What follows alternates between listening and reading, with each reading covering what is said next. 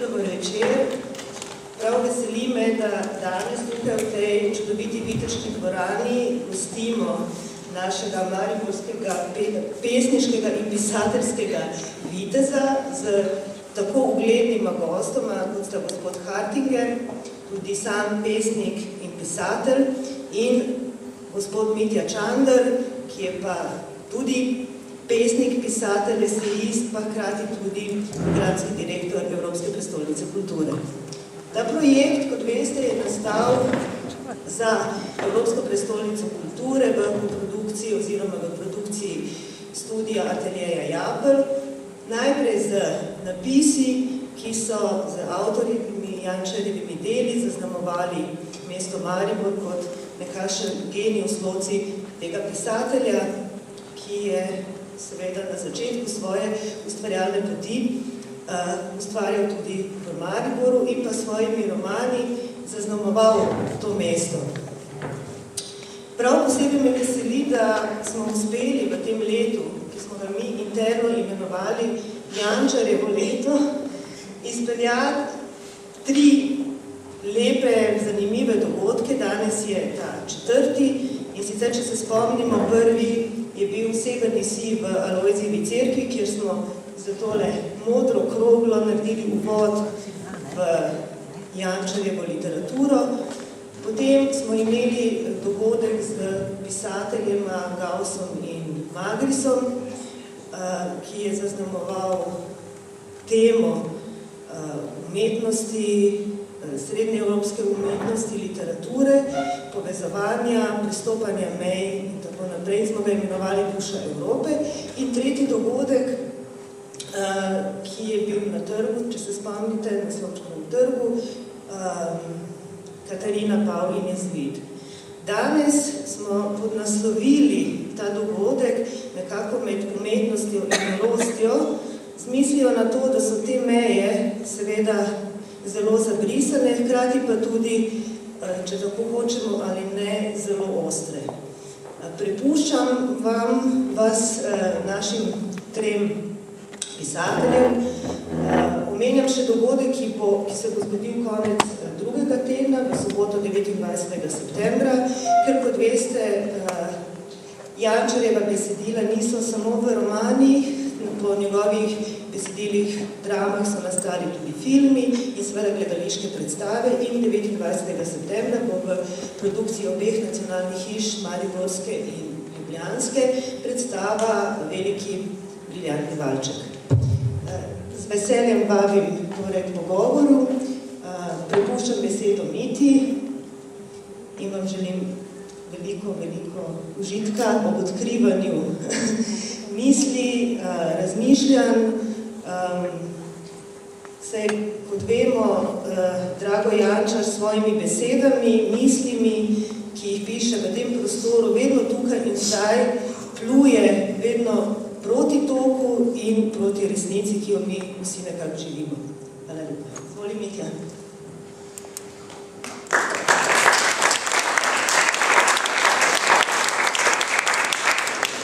Hvala, Livija. Najprej tudi lep dober večer v mojem imenu. Dejansko sem izjemno vesel tega projekta Severni sij. Zelo sem vesel, da ste tudi danes prišli v takšen število. Ravno prej sva se z Dragotom pogovarjala, da se publika enkrat že zbere, drugič, tretjič, četrtič, pa je to zelo težko. Seveda to ni naključje, kajti Drago Jančar ni samo osrednje ime mariborske literature, ampak gotovo osrednje ime trenutne slovenske literature, in verjamem, da je ravno Evropska prestolnica kulture posebna priložnost, da izpostavimo tako pomembnega avtorja, ki odmeva v številnih jezikih. V kratkem bodo denimo njegove knjige šle tudi v turščini in seveda da ne omenjamo vseh ostalih jezikov in kultur, v katerih so Dragotova dela prisotna. Rad bi posebej čestital Ateljeju Japelj, Markotu, Andreji in pa seveda Liviji za ta sjajni projekt. Mogoče bi posebej rad opozoril tudi na to, da je avtor ideje Tomaž Pandur ki je pravzaprav si zamislil ta unikaten prehod črk iz knjige, iz naslovnic knjig v sam prostor. In mislim, da je to nekaj prav posebnega tudi v širšem svetovnem merilu in odziv na to vrstno zgodbo, na te napise, ki živijo neko svoje življenje v prostoru, je naravnost izjemen, tako pri nas, kot tudi in še posebej izrazito v tujini. In mislim, da je seveda to en pomemben korak k prestopanju običajnih meja literature in umetnosti. Sam seveda imam posebno odnos do Dragotove literature, zaznamovala me je že v srednji šoli. Takrat sem napisal neko raziskovalno nalogo na temo njegove knjige in tudi še nekaterih drugih del. In od takrat dalje me Drago spremlja seveda kot pisatelj vse skozi, tako da sem se seveda predvsejkrat ukvarjal z njim tudi skozi esejistiko in seveda vedno znova nestrpno pričakoval njegove nove knjige. Današnji večer je pa posebej dragocen tudi zato, ker je z nami naš prijatelj, avstrijski pesnik, prevajalec, zaljubljenec v slovensko literaturo, kot mu radi pravimo, tihotapec besed, človek, ki zaznamuje srednjeevropski prostor, Ludwig Hartinger. Mislim, da si Ludwig ob današnjem obisku zasluži še en poseben aplavz.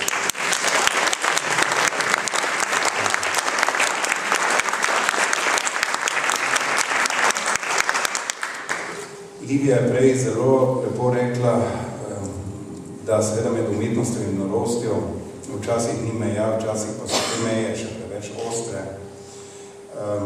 Mogoče bi za začetek te teme, ki je zanimiva, ker ti pogosto vodi tudi v nesporazume, recimo sploh v zadnjem letu, predvsem v zadnjih 2 letih, mogoče v lanskem letu še bolj, sem velikokrat slišal sintagmo nori kulturniki ali nori umetniki, kaj bi sploh radi in tak naprej. In norost je nekaj, kar ima zelo različne konotacije. Včasih želijo ljudje s tem povedati, da nekdo počne nekaj nespametnega, seveda je pa bolj pogosta ta dilema, ko se dotikamo umetnosti, ali mislimo s tem na medicinsko kategorijo, ali pa mislimo seveda na neko iracionalnost kot antipod racionalnosti, razumu, kar je seveda preplet obojega, na nek način zaznamuje umetnost in literaturo. Drago, to bi pa mogoče za začetek dal neko istočnico ali pa ga povabil k premisleku, ker mislim, da ne vem, koliko smo do zdaj o tem govorili. Spomnil bi ga na njegov zgodni roman, ki je nastal tukaj v Mariboru in se v celoti seveda dogaja v Mariboru na 35 stopinj.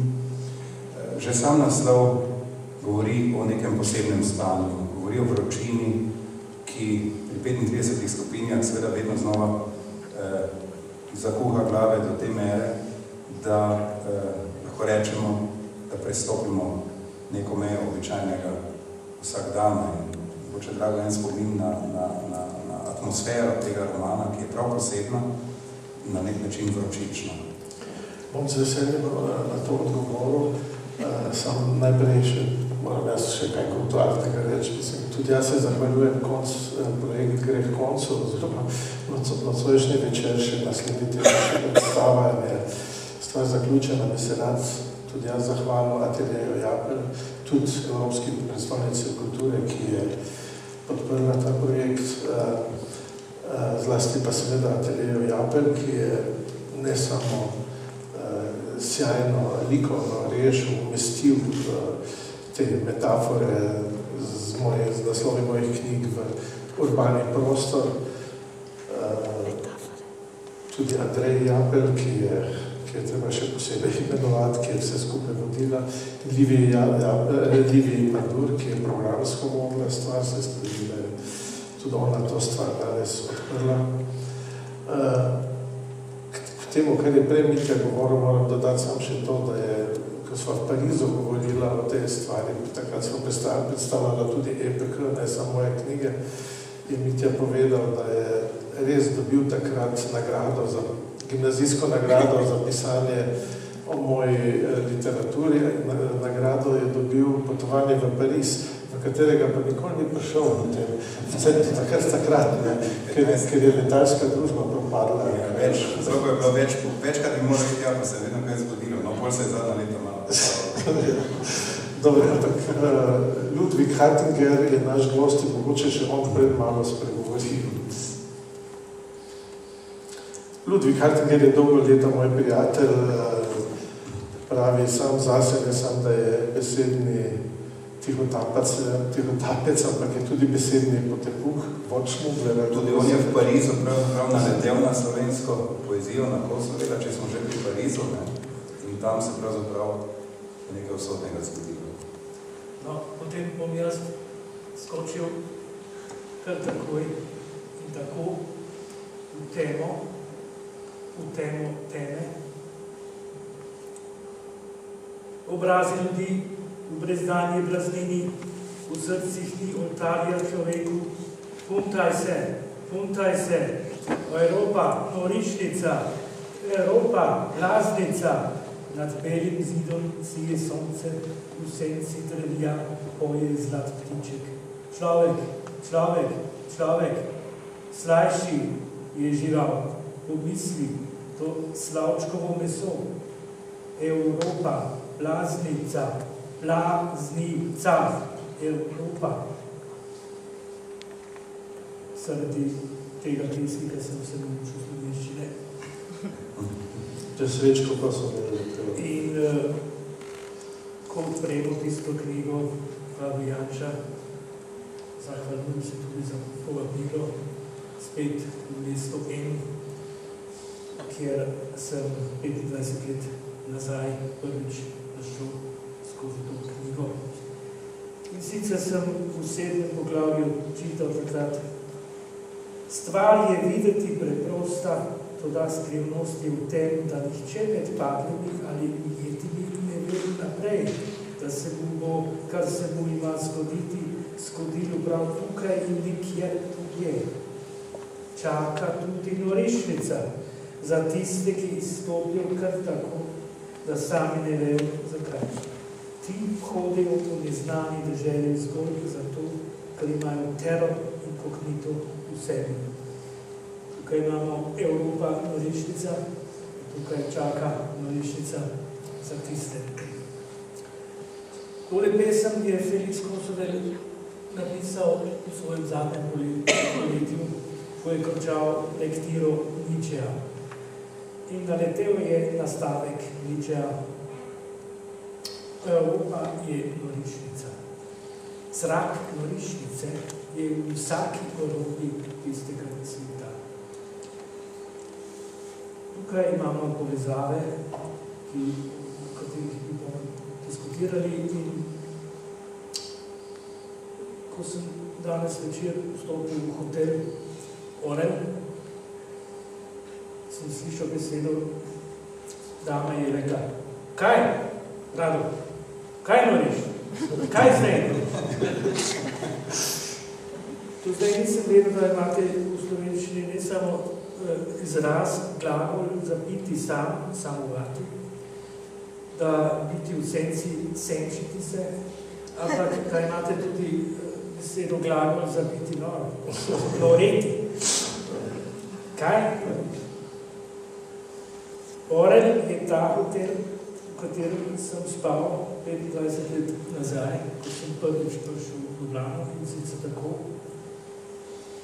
Predstavili smo v Kavani Drama v Ljubljani knjige, in sicer knjigo, prvi nemški prevod Severni Sij, Nordlicht. Se spomnite, že malo je, avtor je stal zunaj in nekaj pridem k njemu. Avtor ga sprašuje: a poznaš mesto N? Sem rekel: vse, sem čital knjigo. Avtor pokima.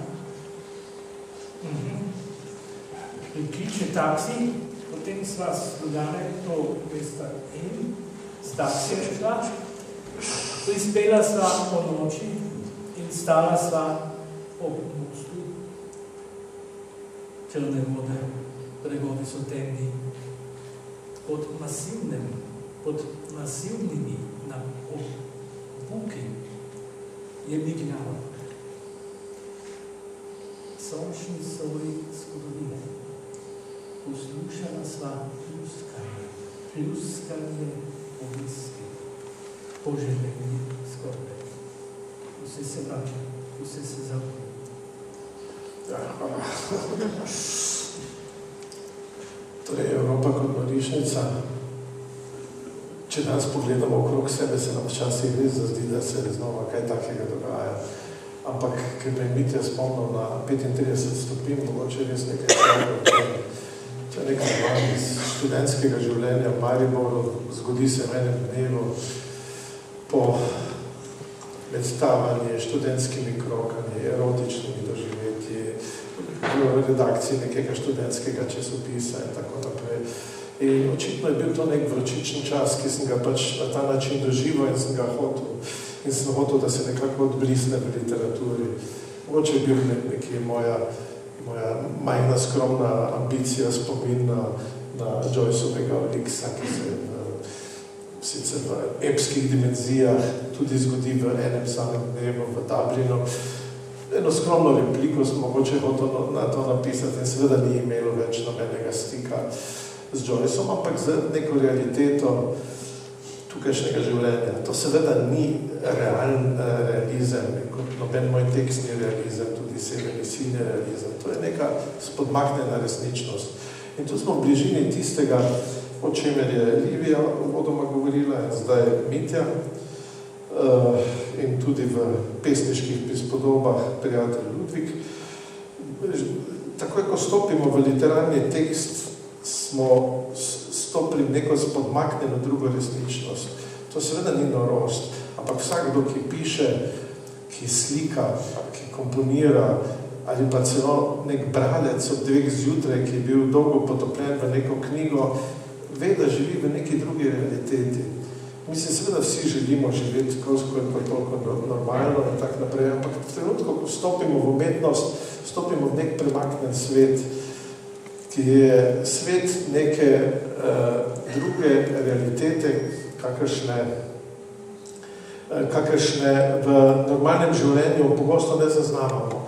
Umetnost nam pomaga, da razumemo to, da živijo okrog nas tudi neki drugi paralelni svetovi, rečemo jim lahko duhovni ali kakorkoli, in ki jih včasih začutimo. In tako v 35 stopinjah, kot tudi v severnem Siju, gre čez mesto, skozi družbo, skozi takratno Evropo, neka senca rahle blaznosti. To je seveda lahko rečemo, da je to neka socialna patologija, neke nevarne situacije, ki se pripravljajo in tako naprej.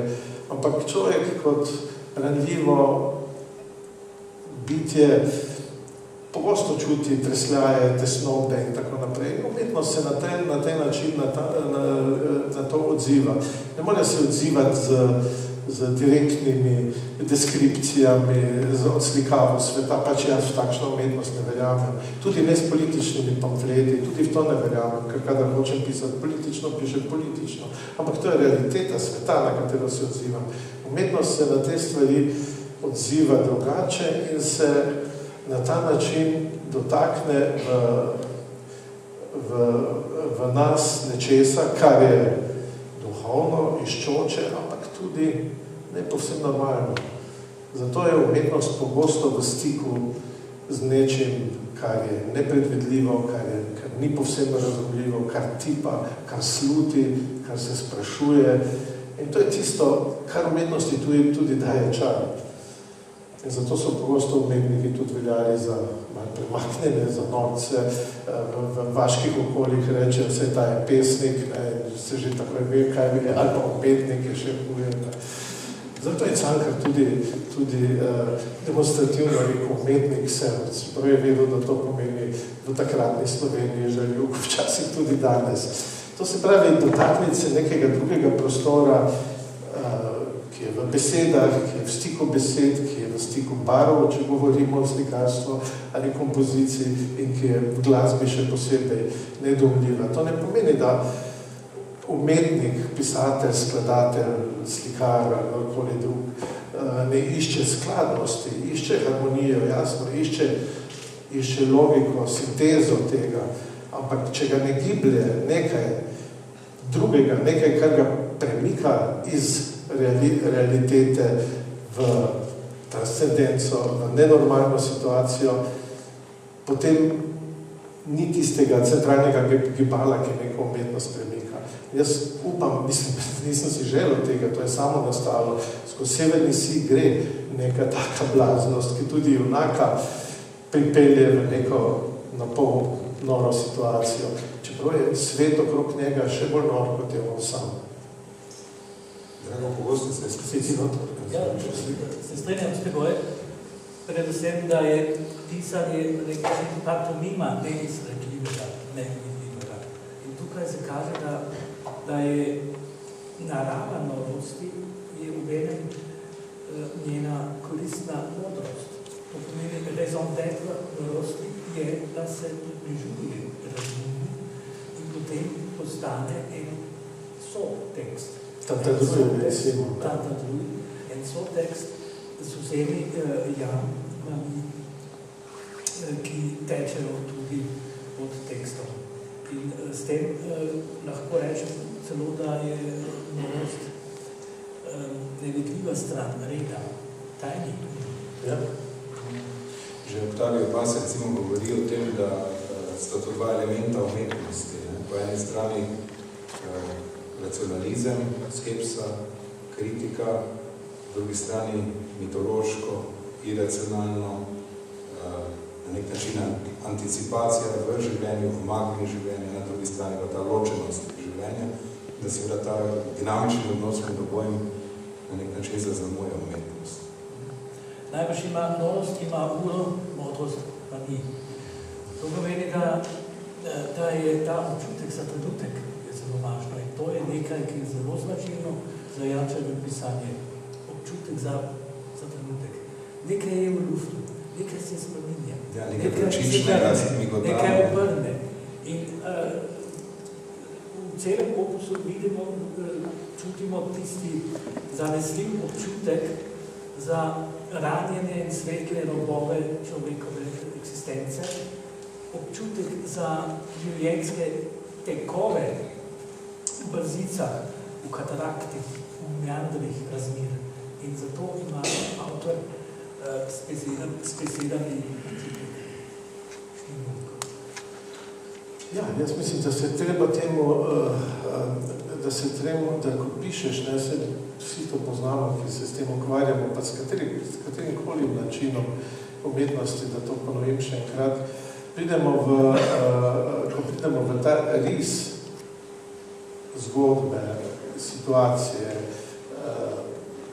odnosa do sveta, ki ga želimo besediti ali kakorkoli s kakršnokoli drugo umetniško percepcijo izraziti, stopimo v stanje neke obsesije z besedami, slikami, podobami, razmerji med tekstom in avtorjem in tako naprej.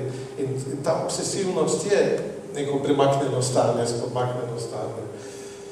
Seveda zdaj včasih grejo stvari čez rob in pridemo do klinične norosti, to je pač medicinsko vprašanje, čeprav se tudi tam včasih pojavi. Sem videl nekaj teh razstav v tujini, ko so jih naredili pacijenti v bolnišnici. So bile fascinantne stvari. Manjkala je tam, to je bil fragmentarni svet, razbit svet, v slikah posebej. Manjkala je neka sinteza, ki jo pisatelj ali pa drug umetnik, ki dovoli, da vstopi neko nenormalno stanje v njegovo delo, vseeno kontrolira, vseeno nadzoruje z neko organizacijo. Tako da je tu boj med racijo in intuicijo in nevarnimi robovi vse čas v literaturi. Prej že bilo načeto v bistvu malo to, kako ti pravzaprav vodiš junaka od nekega relativno normalnega stanja, na primer glavni junak Severnega sija pride v Maribor na na videz povsem kontrolirano, mimo grede, z neko jasno nalogo, ima nek racionalni, razumni načrt, je pravzaprav poslovno tukaj. Potem se mu pa naenkrat zgodi marsikaj, kar ga postopno vedno bolj vrtinči in ga pravzaprav nekako odnese ob samem zaključku. Mogoče, Drago, malo več, če poveš o tem, kako pravzaprav spremljaš trzljaje duše, pravzaprav, ker seveda to ni daleč ne edini primer, ker prav v teh detaljih tega vrtinčenja se mi zdi seveda umetnost prikaza poti duše iz enega v drugo stanje. Ja, to se mi zdi bolj ključno vprašanje, kot vprašanje, ki sem ga slišal tudi par dnevi v Berlinu, ker sem predstavljal nemški prevod Severnega Sije in me nekdo iz publike vprašal in rekel, jaz razumem, da ste vi hoteli prikazati neko dekadentno stanje pred vojno v nekem malem mestu Niedergang, na pot navzdolj v Slovenije, v Sloveniji in tako naprej. Ampak zakaj ste to pisali leta 1984, ko je ta roman izšel? A ste hoteli ilustrirati sedanje stanje? Meni se zdi, da je to umetno vprašanje, ne? Ker v tistem hipu, kot rečeno, ko se poglobiš v to temo, jaz sem hotel pisati v leto 38, nisem hotel slikati zdaj leta 84. Ne? Verjetno sem imel nek odnos do neke družbene patologije, ki je tudi vladala, ampak to zdaleč ni bil moj namen. Moj namen je bil ustvariti to situacijo nekega embrionalnega stanja, predembrionalnega mojega stanja, jaz sem rojen 10 let pozneje. Takrat so se zgodile stvari, ki so zaznamovale moje življenje, nas vse, mi živimo vse. Takrat je bil še zadnji mirni trenutek pred svetovno kataklizmo in vsi pač živimo še od tistega trenutka naprej, oziroma določilo družbo je določilo naša življenja in tako naprej. V tem smislu bi na nek način tudi odgovoril nemškemu spraševalcu takrat.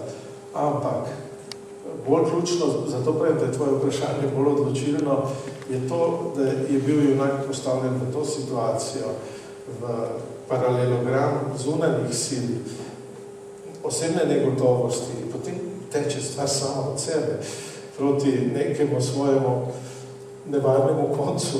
Jaz nisem vedel, kje se bo končala natančno, približno sem vedel, ampak dogodki sami in tempo zgodbe sam to potem narekuje. In včasih, ko pridemo do roba, tam, kjer se začenja norost, kot se v tem romanu tudi začenja, povezana z alkoholom, z zunanjimi dogodki, s severnim sijem, ženske, erotične blodnje in tako naprej, pridemo do nekega roba norosti, tega človeka tam nekje celo hospitalizirajo in tako naprej. In to je, moram priznati, včasih naporno in nevarno za pisanje samo. Moram, recimo v velikem briljantnem Vačku smo strašne težave zapisati to, kar se mi je nenadoma pojavilo, da bo morala tam se zgoditi tisti kirurški poseg. Jaz par noči nisem spal zaradi tega, predtem sem se končno odločil, da vseeno to napišem, ampak je zgodba sama gnala v to smer in enako je v tem romanu. Najbrž je razlika med zgodovino in pisanjem. Najbrž je to, da v zgodovini gre za dogodke, v pisanju gre za dogajanje. Na eni strani ereignisse, v pisanju ereignen, kako se nekaj dogaja. To pomeni, da vse, kar ima zgodovino, se ne da definirati, a se da pripovedovati. To je razlika med tem. In dostikrat te sprašujejo, a si spet pisal historični roman? Ne, to niso historični romani, to so romani v eno drugo sodobnost, sedanjost. Ja, to spodmaknjeno resnično, neko drugo resnično. Kaj, če govorimo o zgodovini, govorimo v prvi osebni množine ali pa drugi, mi, ali pa vi, ali pa oni. In govorimo o kolektivih, kaj se mi je dogajalo. Literatura govori o posamezniku, o človeku, kaj se mu je zgodilo, drugačna literatura. Seveda obstajajo tudi velika epska dela, ki so uspela zajeti, to so redka dela, ki so uspela zajeti zgodbo v času, tudi duh časa, recimo Vojna in mir, če hočeš, ali pa kaj podobnega, in so hkrati uspela umestiti posameznika v to historično situacijo, ampak to so redka dela. Odločilnejše so po mojem dela, ki vidijo posameznika znotraj take situacije. Se pravi jaz, ti, ona, on, ne pa mi, vi, oni. Se spomnim enega stavka, vse pride od enega ali od treh, ne iz množnice. Ni to svetega pisma? Ne, to se izgleda. Od tretjega, to neskončnosti. A moj stavek je bil to. Od tretjega to neskončnosti je pokrajina neznanega z ostro strolečimi robovi. To je nekaj. Vse pride od enega ali od treh. Od množice ne. Mislim, v romanu o življenju poslušnjem. Ja, to so ti nevarni robovi, ne, ampak jaz pač se trudim in celo v tem romanu, ki ga imajo za nekoliko temačni roman. Jaz upam, da bralec se tukaj ga glavno poznate, najde tudi sledove nekega vitalizma, humorja, tudi črnega humorja, včasih neke distance do stvari, ne, ker pač verjamem to, da vseeno nek človekov vitalizem, te robove norosti, socialnih patologij in vsega tega svojim preprostim življenjskim smotrom, smislom, veseljem do življenja premaga na nek način. Kakorkoli se stvari končajo, včasih zelo dramatično. Recimo, če hočete v Galjoto, pravijo, ja, to je precej tudi temen roman in tako naprej. Ne, to je optimističen roman, samo preberite zadnje stavke. V zadnjih stavkih romana junak doživi kugo, čisto na koncu in potem jemlje neka zdravila, v neki krčmi se znajde, tam je polno, tam vsi ljudje že popivajo in tako naprej, od strahu pred boleznijo, ki se širi čez svet in tako naprej. In ker ve, da pomaga zoper bolezen, pomagajo razne začimbe, oziroma razna zelišča, tam naštevanih 30. Vsi prevajalci so imeli potem s tem težave, so me pisali, kako se reče latinsko te stvari. In užije veliko česna in žganja. Seveda, ker pije veliko žganja, tam nekje obleži. Bolanje je tudi bolanje. Takrat se pojavijo kapucini, ki so takrat reševali ljudi, vlačni ven iz teh mrtve na en kup, bolne nekam drugam in tako naprej. Njemu zataknejo, s takimi nosovi so hodili, kot prikazni pridejo v roman, ker so jih klicali nosači ali nekaj takega. In mu zataknejo kamen za hlačnico in ga vlečejo ven. In moj junak Johan Ott reče, to je zadnji stavek v romanu, zjutraj bom trezen in teh prekletih sam ne bo nekaj reč. To je optimistični pogled. Mogoče, to je to, kar rečeno se mi zdi ključno, da literatura vedno nekako temelji seveda na individualni usodi, na trzljajih duše, na nekem notranjem razvoju. Hkrati pa seveda potem govori tudi o širšem kontekstu, o družbenem tkivu. Sej, drago, dostakrat uporabljaš tebe, nemir zgodovine, blodnjavost zgodovine. Torej tudi zgodovina kot taka vedno neke vrste konstrukt, ko jo gledamo za nazaj, na vides racionalna, na vides uplatljiva, pregledna, v resnici pa blodnjava in nepredvidljiva. Ja, poglej, v Parizu satirični časopis Charles Hebdo objavi neko karikaturo, milijoni ljudi protestirajo zaradi tega.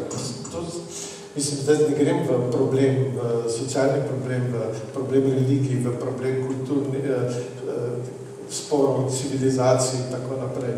Ampak ne zgleda to kot nora situacija. Tam tisoči ljudi demonstrirajo, nekega veleposlanika ubijajo, še predtem je bil neum film nekje narejen, nepomemben film, skrajno nepomemben. in to sproži neka silovita gibanja. A je to mogoče, da je to samo zaradi tega dogodka? Tu se mi zdi, da je v svetu nek iracionalizem, neka napetost, ki se sprošča na neke nenavadne načine.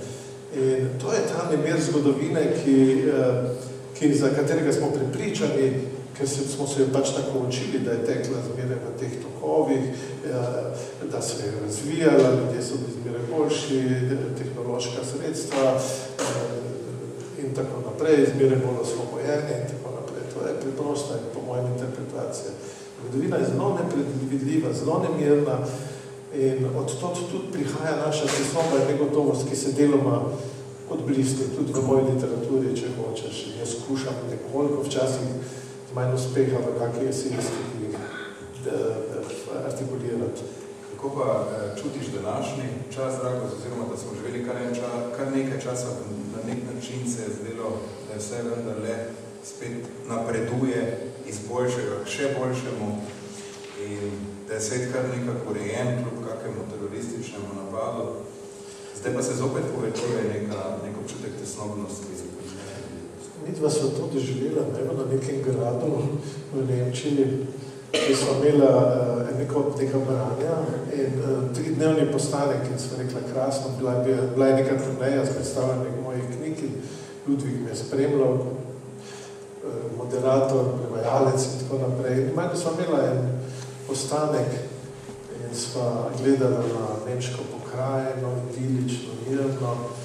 Kaspar David je rekel Ludvik, to je tisti slikar nemški, ki s svojimi znamenitimi pastoralami, nemirnimi, čudnimi, ampak v kotu sobe je ves čas bil prižgan televizor in so se znova in znova kadili zublji iz nebotičnika v New Yorku iz World Trade Center. To je bil nek tak trenutek hkratne idile in nekega hkratnega premika, ki se očitno dogaja v svetu. Da se spomniš? Ja, se spomnim. Na dvorišču so pa peli pavi iz Katarine Pava in Jezovite. To so natančno te predstavljanje godine, dno, čez katero avtor mora napeti strune svoje proze. In to je današnja situacija, jaz nimam nobenih apokaliptičnih vizij, padli smo v neko situacijo, kot si jo opisali. Najprej smo imeli ves čas, še pred 10 leti smo imeli občutek, da grejo stvari naprej, da živimo popolnoma normalno. Danes se ogromno ljudi sprašuje čisto preprosto, že iz materialnih razlogov, bom jutri še živel tako, kot sem včeraj živel, tako, kot danes živim, kaj bo z mojo družino, kaj bo s tem, kaj bo z nami vsemi skupaj, čisto na osebni, najenostavnejši ravni. Hkrati pa opazujemo to, kar sem prej opisoval, te nemirne situacije, ki se kar gostijo zmeraj več, tako da svet dejansko teži k neki razrešitvi, k postavitvi ali nekega novega reda, neke nove etike, nekega novega premisleka, kaj ne vem česa, kako da se je nek silovit po drugi svetovni vojni ves čas, če vzamemo nesrečno Jugoslavijo, ves čas v nekem pozitivni smeri, več demokracije, več svobode, več človekovih pravic, razvijal. Zdaj prišel nenadoma v trenutek, ko se je postavilo vprašanje o sami eksistenci. In gospodarska kriza je samo del tega. Del tega je cel kup nerazjasnenih vprašanj in stojimo pač pred nekimi velikimi vprašanji o prihodnosti. In to je ta trenutek, po mojem, ki ga ne znam definirati, jaz ne trdim, upam, da ni na pohodu kakšna nova apokalipsa, kot je bila v Severnem Siju. Sem pripričan, da se bojo stvari na nek normalno, usedle v neko normalno, ampak pri tem bomo morali vsi na nek način sodelovati, se mi zdi. Enkrat uporabljaš podobo, da zlo in mora vandra z oblaki. Vandra z oblaki to ljudi in tu pa da težuje vandra naprej. To sem enkrat rekel v Frankfurtu na neki debati o tam v začetku 90-ih let, znova so nas spraševali o vojni v Jugoslaviji in tako naprej. Jaz sem pomislil, da rekel se to pač pred publiko, takrat povedal sem, da imam včasih občutek, da postaja na svetu zlo, ki potuje v obliki oblaka, nevidnega oblaka in ki išče na zemlji tiste prostore, kjer so konfliktne, nejasne situacije, tja se vsede. Sem rekel, zdaj je to zelo obosni, ta trenutek. Sem ljudje začuli, da so rekli, da si ti malo presmojen, kakšne priloviš, kakšne neumnosti se zdaj to, ampak kako si nač to drugače razloži, da nenadoma tam izbruhne nekaj, kjer je zgledala neka še dost normalna situacija, mirna situacija, potem na drugem koncu sveta noče biti nepraznoveren, ampak mislim pač, da vseh stvari preprosto ni mogoče razložiti sredstvi sociologije, znanosti, tehnologije, umetnosti, ker vidimo, da to ni pomagalo, da umetnost moram pričetati. Hočem reči, da ravno umetnost lahko včasih pomaga razumeti te neke nejasne situacije. Mogoče, Drago, vseeno nekaj besed, čeprav nismo o tem nameravali kaj govoriti, pa vendar, če smo pri umetnosti in norosti v nekem širšem smislu besede in predvsem zato, ker se nam naslednjo soboto obeta premiera tvojega velikega briljantnega valčka v koprodukciji mariborske in ljubljanske drame, režiji Diega Vedreje. Hoče vseeno nekaj misli o tej drami, čeprav vem, da se v samo prizoritev seveda ne vtikaš oziroma se tudi sam pustiš preseneti. Ja, predvsem sem se spraševal, kaj lahko ta igra danes še zmeraj ljudem povede, ker jaz sem jo malo že videl kot zgodovinsko dramo, zaradi tega, ker sploh zlasti od takrat naprej, ko se je znašla v srednješolskih učbenikih in so uboge srednješolce mučili za tem, da bi interpretirali to igro celo za maturo in tako naprej. In sem tudi sam začel misliti, da je pravzaprav to igra v nekem davnem času. Potem pa je lani prišla k meni neka Italijanka, mlada gospodična, ki je pisala tezo, diplomsko tezo, magistersko, o tej drami v Neaplu. To bi sem vedel, da imajo tam slovenistiko in kaj. In je rekla, da je pravzaprav to drama v današnji Italiji. Sem rekel, to se mi pa zdi malo nenavadno. Je pravi, človek ima občutek, da ne more nič narediti, posameznik ne more nič narediti, sistem je tako močen, razdeljen, povsod so sami volodje in doktori in tako naprej. In jaz se včasih počutim kot tista ljubica v tem zavodu, ki ne more nič narediti, ki se opira s tem, da slika in tako naprej. In potem sem se malo zamislil. Je rekla, ona je uporabila besedo tesnova, je rekla, jaz se počutim tesnobno v današnji Italiji. Italija je demokratična, so razmerno uspešna država, čeprav tudi zdaj v krizi. Zdaj se ti mlada ženska identificira z neko mojo dramo, ki prihaja iz nekega, recimo, totalitarnega časa, vsaj povojno totalitarnega časa. To se pravi, da v igri mora biti še nekaj drugega, da je mogoče brati tudi na del. To mi je dalo pogum pravzaprav za to prizoritev, ki zdaj prihaja. Ker ravno tisto, kar sem prej govoril, mnogi ljudje se čutijo tesnobno, negotovo, predvsem pa imajo občutek, da ne morajo nič narediti, da zmeraj obstajajo neki vmesni, politični, gospodarski, neki abstraktni vzvodi, ki so vmes in sami pa so prepuščeni neki situaciji. Mogoče lahko ta igra na nek način na to odgovori. Druga stvar, ki me opogumlja zdaj pri tej ponovni postavitvi in upanju, da bo tudi neka druga generacija ali da bo neki drugi ljudje nekaj v igri našli za svoj današnji občutek sveta, ker tistega občutka sveta ni mogoče ponoviti.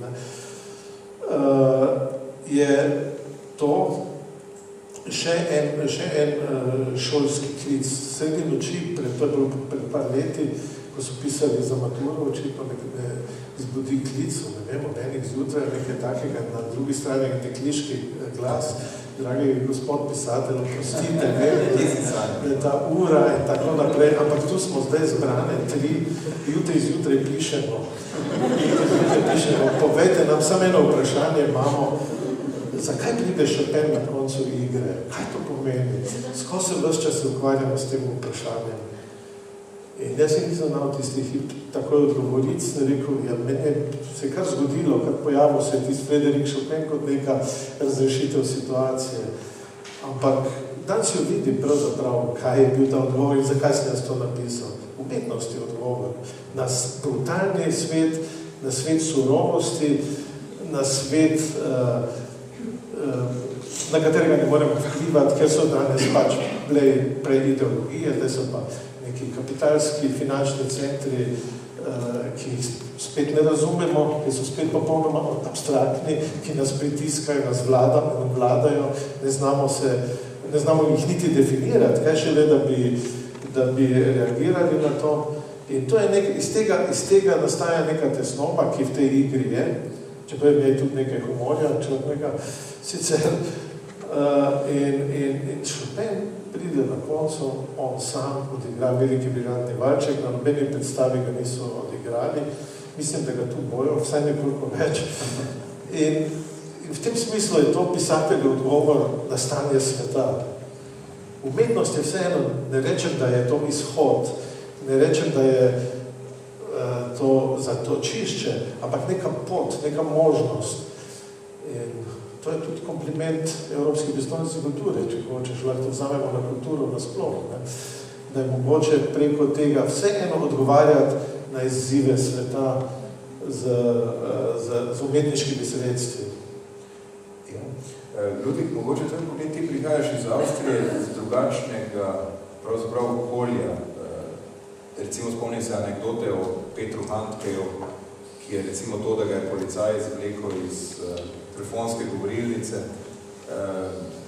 da je prišlo do nekega čudnega nesporazuma, da je to že okarakteriziral za totalitarno ravnanje države. Drago seveda piše iz nekega drugega konteksta, iz drugačne ureditve. Kako ti gledaš na veliko? Mislim, da nimamo toliko različne razmere v Avstriji, kot v Sloveniji. Jaz se počutim kot v enem hipnopolitičnem stanju. Povsod rečejo, kaj bodo bankirji rekli, kako bodo reagirali tržnici. Tista anonimnost tržnic. Vsak dan slišiš ti financmärkte. Kaj bodo naredili ti financmärkte? To pomeni, da to imenujem hipnopolitični stanje tega časa in to je nekaj, kar je zelo, zelo nevarno. No, ampak temu moram nekaj zdaj reči neumetniškega, neko celo poskus neke razlage tega sveta. Včasih so obstajali v tistem gnilem kapitalizmu, ki ga mi nismo doživeli, so obstajali neki lastniki, ampak vse kaj vemo, obstajali so lastniki, ki so imeli podjetje nosno dobiček ali izgubo in tako naprej, ki so nekoliko pazili tudi na svoje delavce, ali pa so bili zelo grobi z njimi, ali kakoli se je dogajalo. Ampak to je bilo vseeno nekaj preglednega. Jaz sem zdaj nekaj vesel, ki je bil v Nemčiji objavljen, da bo prihodnji teden v razgledih objavljen, sem napisal, z družino Krupp se je dalo vse kaj dogovoriti, kakokoli so se različne oblasti z njo dogovarjale. Ampak se je dalo vse, ampak videli smo, kdo je lastnik. Medtem, ko zdaj imamo situacijo, da obstajajo New York, London, ne vem kje, neke hiše, v katerih neki ljudje z računalniki ali pa na papirju, kakor hočete, izvajajo neke operacije. Preprosto ni več nobenega lastnika.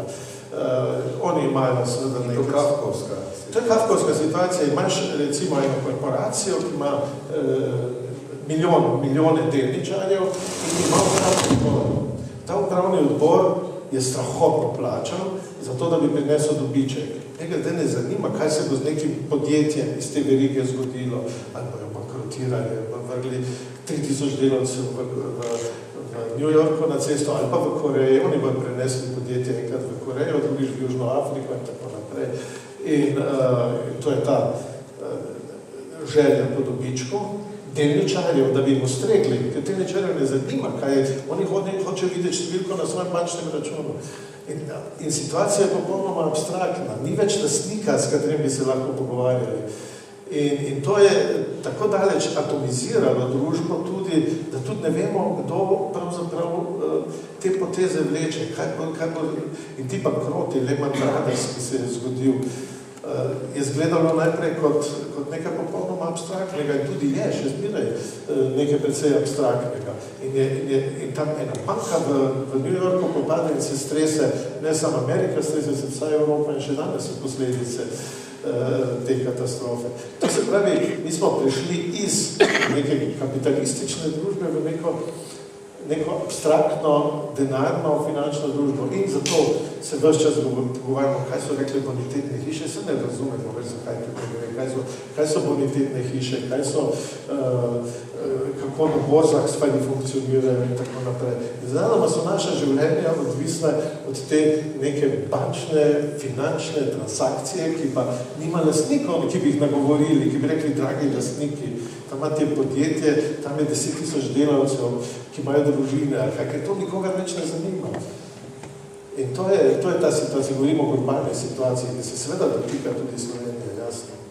Seveda pa prihaja potem do tega, ravno smo se danes pogovarjali, da po en strani čitamo nekih 108 milijonih, pa 150 milijonih dolgov, pa nekih solastniščih, pa ne vem, na vzkrižnih, jaz to včasih razumem, včasih mislim, da razumem, pa vidim, da ne, ampak neke velike številke, ki nekaj puhtijo, ali pa so nekje videti abstraktne, ampak po drugi strani seveda potem slišimo, ali pa vidimo, ali pa nekdo pove, recimo imajo otroci za malco, da se torej neki standardi v konkretnem življenju znižajo in takrat seveda te abstraktne številke postanejo zelo konkretne. Ja. Mogoče, Drago, proti koncu tega pogovora in krati pogovora o severnem sviju, zanima me, gotovo tudi vse v dvorani, kaj te obseda trenutno pisateljskem umetniškem smislu? To sem pa tako praznoverno. Vem, da ti hočeš kaj dosti nekoliko prejeti. Ker se mi je parkrat zgodilo, da sem razlagal že cele drame in romane in ravno tistih nisem napisal. Mogoče boš enkrat napisal knjigo o nenapisanih. Ja, o nenapisanih tekstih, ja. Delam na nekem romanu z neko mislijo na gledališko delo, se ukvarjam in raziskujem nekaj v tej smeri in tako naprej, več ne morem povedati. To ostaja na nek način. Sem pa dolžen še v Mariboru bom nekoč moral nekaj napisati. Ja. Če smo skozi nastalo na podlagi izkušenj letošnjega leta, mogoče tudi, kar se tiče same vloge kulture umetnosti na našem svetu. Nenazadnje Evropska predstavnica kulture je poskus, kako kulturo zopet afirmirati kot neko relevantno družbeno kategorijo, kot neko silo, ki lahko nagovori širši krog ljudi, jih mobilizira na nek način pred rami, da nek impuls. Nekako smo 20 let živeli nekako z občutjem, da je kultura bolj neka dekoracija, nekaj, kar je mogoče za neko elito zgolj, za nek prosti čas. Zdaj v teh zaostrenih časih pa je tudi tak projekt, kot je Evropska predstavnica kulture, pravzaprav nek eksperiment, ki lahko izmeri to moč ali pa potencial kulture v današnjem času. Kaj ti misliš, Drago, kakšno perspektivo ima kultura pravzaprav v nekih prihodnih letih prihodnosti? Zdaj, kultura ali umetnost, recimo, zadnjič sem poslušal Tomaža Pandurja, v nekem intervjuju, pa tudi z njim sem govoril o tem, ki pravi, da v Španiji, ki je zdaj v najboljši krizi, ljudje drejo v gledališča, da so gledališča razprodana. Jaz mislim, da v kriznih časih ljudje vseeno začnejo iskati tudi nekaj znotraj tega področja, bolj intenzivno, nekateri ljudje so usmerjeni, mi, ki smo profesionalno deformirani, ali večina ljudi, ki tukaj sedi, najbrž se bo zmeraj ukvarjala z umetnostjo, z bolj občutljivimi stvarmi sveta, ampak da zdaj, pravi vse Tomaž za Španijo, sredi te krize se ljudje bolj intenzivno odpirajo tem zapletenim vprašanjem, ki odpira gledališče s svojimi zgodbami, podobami in tako naprej, ki jih odpirajo knjige in tako dalje. Tako da verjetno, če vzamemo umetnost kot poskus ali zatočišča, ali pa iskanja izhode, ali pa iskanja tega, da življenje še nekaj drugega, kot to prekleto vprašanje, kako je znanjem ta mesec in kako bo naslednji mesec. Že na ta način umetnost, po mojem, lahko funkcionira kot, ne bom rekel ravno kot zdravilo, ampak na nek način ljudem daje neko možnost, da sploh drugače razmišljajo o svetu, kot so prisiljeni v vsakdanjem življenju razmišljati. Kultura v širšem pomenu besede pa je seveda lahko tudi neko dinamično in po svoje tudi subverzivno delovanje, ki družbi odpre neko možnost, da o sami sebi drugače razmišlja, bolj kot direktni politični teksti, sociološke analize in tako naprej. Kultura, ki razume sebe kot bližino umetnosti, lahko to naredi. Kultura, ki samo sebe razume kot bližino politike, kot v službi politike, tega ne bo naredila, ker mora delovati kot umetnost, se pravi samostojno. Ne? In v tem smislu, jaz mislim, da lahko pomaga v kriznih časih na nek način. Lahko tudi generira neko družbeno dinamiko, mogoče celo gospodarski razvoj. Tudi mogoče še tvoj pogled? Črka je esenca, ki umeče in integral vseh teh sektorov je umetnost. Začel sem skozi končal tudi pisal je na koncu svojega življenja skozi črke stopaš v prostor. To se dogaja v Mariboru. Dragotova literatura je dejansko vsaj do neke mere išla iz tega prostora, zdaj je zopet stopila v ta prostor na čisto konkreten način. Napisi bodo svetili seveda še vsaj do konca Evropske prestolnice kulture. Knjige nas bodo še dolgo navdihovale. Rad bi mogoče posebej že zdaj izpostavil, da prav na predvečer zatvoritvenega dne prestolnice kulture 14. decembra bo premiera dokumentarnega filma o Dragotu in njegovi literaturi, ki ga režira Maja Weiss. Potem pa konc Slavja, pa se treba biti v delu. Jaz bi še enkrat se tudi res želel zahvaliti Tomažu Pandurju za izvrstno idejo, ki je postala realnost. Sploh sem vesel, da letos kar veliko idej, ki so se rodile v takih in drugačnih okoliščinah, pogosto so izgledale utopične, da postajajo realnost, da se kar naenkrat zgodijo, da imajo tudi svoj odmev, svojo moč na nek način. Rad bi se seveda zahvalil Vivi, Andreji, Martotu, Ludviku, ki je prišel nam zopet in je pretihotapil nekaj besed čez meje, ki ni več nekako. Ne? In seveda Dragotu za to izjemno energijo, ki jo skozi celotno leto letos kaže in nekako se mi zdi, da se spet v Mariboru pravzaprav, da se počuti spet doma. No, jaz se zmeraj počutil doma, včasih slabše, včasih tako kot je doma. Včasih se je človek slabo, tudi včasih se boljše počutil. Moram pa reči, da v tem letu zdaj seveda sem vesel, da se to okrog moje literature dogaja, da sem tudi napisi, ampak moram reči, da v Maribor prihajam, da zelo pogosto se začeti skoraj vsak teden tukaj. Tudi v neko drugo mesto, najkrat se mi zdi, da ga je dejansko to dogajanje Evropske stolnice kulture na nek način preobrazilo. Ne vem, zakaj imam ta občutek. Kak večer tukaj pa je kar en dogodek tam, en dogodek v poštni, nekje in tak naprej, nekaj se ves čas dogaja. In tudi, ko hodim zunaj po svetu, zdaj sem bil v Berlinu, kot sem malo prej omenil, v tem krogu, to je bil nek literarni festival, znamenit literarni festival, skoraj ni bilo človeka, ki sem povedal, odkot sem, ali so me najavljali, tako, ki ne bi vedel za Maribor in za to, kar se dogaja. Nekaj jih je celo vedlo, seveda v bolj specializiranih literarnih krogih za ta projekt. In to se mi zdi fino, ne? Maribor je vstopil na evropski zemljevid in to še krono z mamo na tenajtko sem doma. Torej, hvala še enkrat, želim vam vsem lep večer in čim več pozitivne in čim manj negativne norosti. Hvala.